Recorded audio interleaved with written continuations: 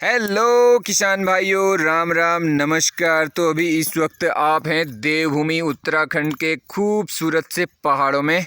और अभी इस वक्त ये है हमारा खेत और इस खेत में हमने लगा रखी है मटर। ठीक है, मटर की गुड़ाई कर रही है मेरी धर्मपत्नी, यहाँ पर नमस्कार कर रही है तुम्हें। ठीक है, और इसके अलावा मैं आपको दिखाऊं, ये है हमारे पालतू जानवर और ये है मेरा सुंदर सा प्यारा सा घर।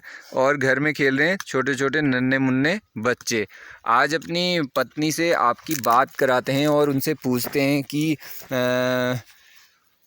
मटर की खेती के बारे में कुछ जानना चाहेंगे। मैं कहाँ से बताऊँ? हाँ बताना कुछ, मतलब कौन सी वैरायटी है। ये गायत्री वैरायटी है, मैं आपको बता दूं। इनको वैरायटी के बारे में कुछ ज़्यादा पता नहीं है।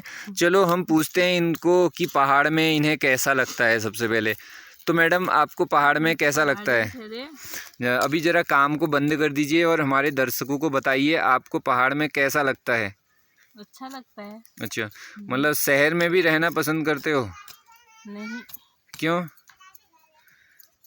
सही नहीं लगता मेरे को शहर में। अच्छा, शहर में अच्छा नहीं लगता इनको। शहर में मैं रह चुकी हूँ, मुझे कुछ अच्छा नहीं लगा। मुझे गांव में मतलब सबसे उठना बैठना, अपना काम करना, इधर उधर जाना, अच्छा, थोड़ी देर थोड़ा काम को थोड़ा स्लो कर दो। आपको कोई बात नहीं, खाना देंगे हम, मजदूरी देंगे।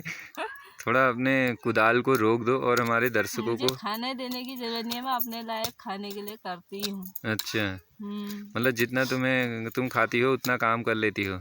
हाँ, फिर क्या, अच्छा अच्छा अच्छा। मैं खुद करके खा सकती हूँ। तो जो लोग पलायन कर रहे हैं उन लोगों से क्या कहना चाहोगी कि मतलब आप लोग अपने पहाड़ों पे मेहनत करें, वापस आएँ, क्या कहना चाहोगे? क्या है पहाड़ का जीवन?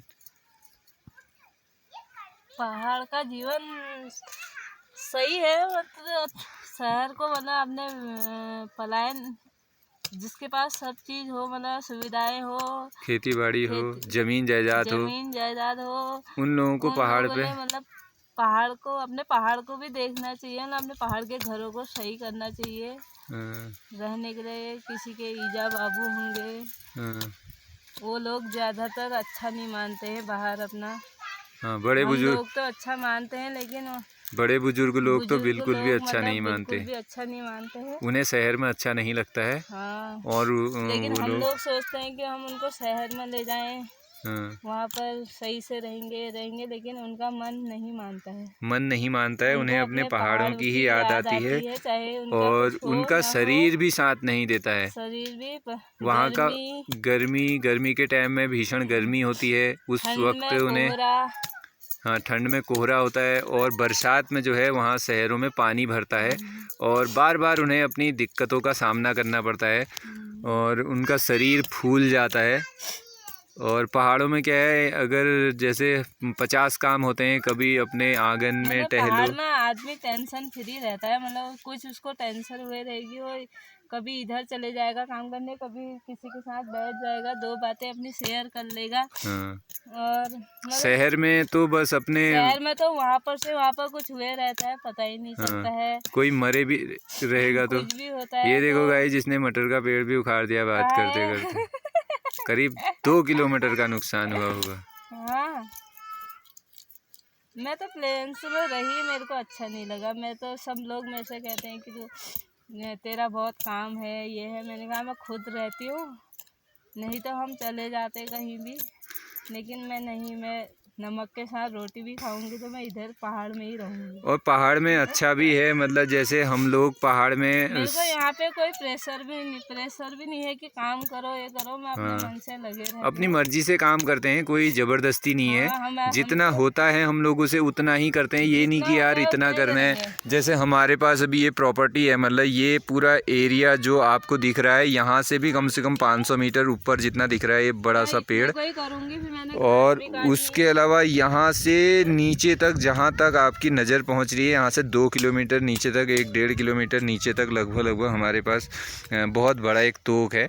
और हम लोगों से जितना काम होता है हम उतना ही करते हैं। जैसे ये पानी है, शुद्ध हवा है। आड़ू लगा रखा है हमने, इसकी छटिंग कर रखी है और धीरे धीरे इसके बगीचे को खोदेंगे।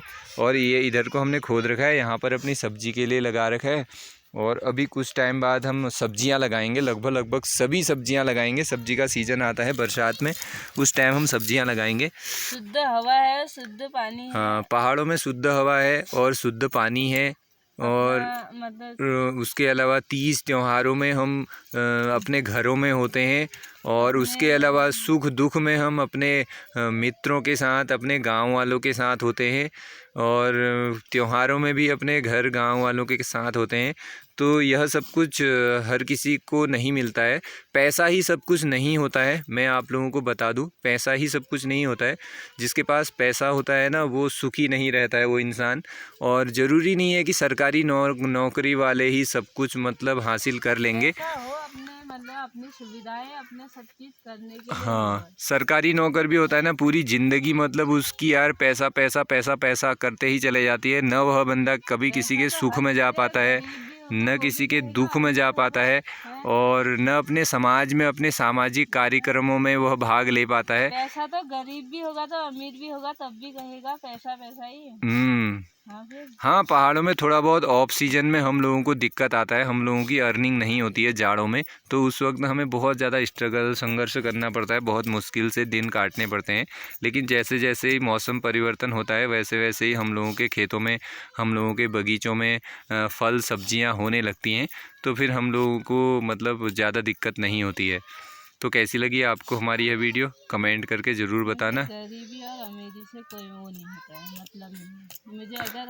मुझे अपने, तुम कहते हो ना तुझे अपने पे घमंड है, मुझे घमंड नहीं है। अगर मुझे घमंड होता तो मैं यहाँ रहती। आजकल तो बच्चे 2-2 3-3 माँ बच्चे भी हैं तो तब भी माँ भाग जा रही है। क्या तुम भी भागना पसंद करोगी? क्यों भागूं मैं? मत भागना यार, भागना मत। यहीं पर तो भागने वालों की संख्या भी गाइज मैं आप लोगों को बताना चाहूँगा कि ना, औरत को थोड़ा समझदारी होनी चाहिए। अगर बात करें तो अपने हमारे गांव इलाके में, गांव आस पड़ोस में ही ना औरतें भाग जाती है। मतलब गलत है यार, तुम अपने बच्चे छोड़ करके भाग जा रहे हो, 2-2 बच्चे छोड़ के, 3-3 बच्चे छोड़ करके भाग जा रहे हो, यह गलत है।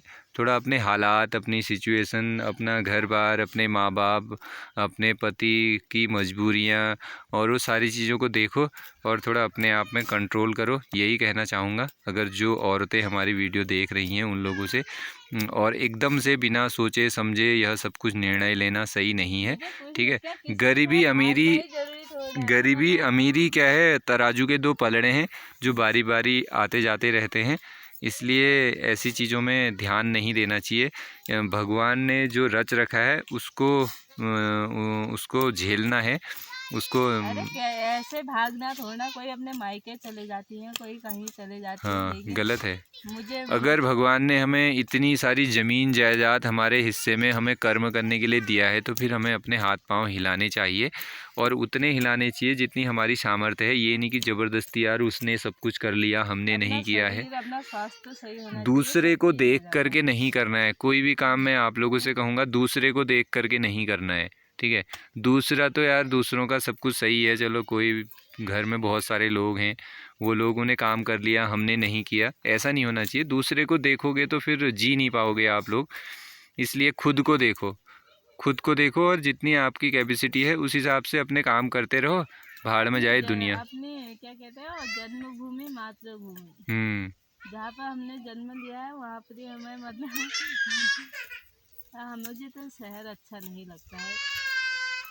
मेरे पास कितना भी धन दौलत होगा, मैं सोचती हूँ मैं अपने मतलब पहाड़ में ही अपना सब चीज़ करेंगे। हम लोग अपने पहाड़ में ही अपने लिए घर बनाएंगे। अगर कभी हो गया, कभी भगवान की कृपा से अगर हमें पब्लिक ने सपोर्ट किया तो हम शहर में अपना घर नहीं बनाएंगे, क्योंकि शहर वाले लोग भी एक न एक दिन वापस आएंगे, और वो लोग जो लोग यहाँ से गए हैं वो लोग ज़रूर एक न एक दिन वापस आएंगे। अपनी ना आए, लेकिन मतलब पहाड़ों में जो जमीन बेच के जा रहा है वो हम लोगों के लिए खतरा हो रहा है ना, क्योंकि वो तो अपना चले जाते हैं, और यहाँ दूसरे वो किसी पता नहीं कोई, हमें क्या पता दूसरे लोगों को बसा जाते हैं, कैसा है, और उन्हें यहाँ की ज़मीन खरीदने के साथ साथ यहाँ की नागरिकता मिल जाती है, यहाँ के स्थायी निवासी हो जाते हैं।